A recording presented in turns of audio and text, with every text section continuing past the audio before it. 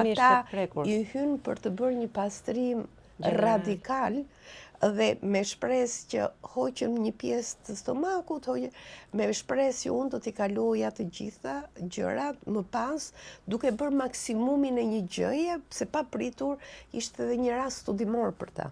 Kuptoj.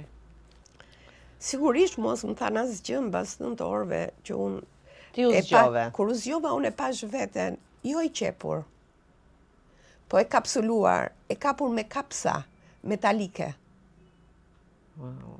Sepse qepja ishte aq e madhe, sa që kjo çarja ishte aq e madhe, sa që nëse ti nuk i kapje me kapsa, tendenca e mishit ishte që të hapej. E kuptoj, nuk e mbante pra qepja normale. Nuk e mbante qepja normale, atëherë duhet të kapej me kapsa.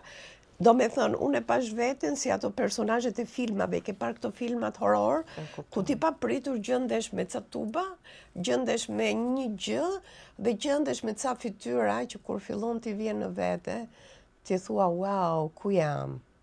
Sa zgjati kjo periudhë?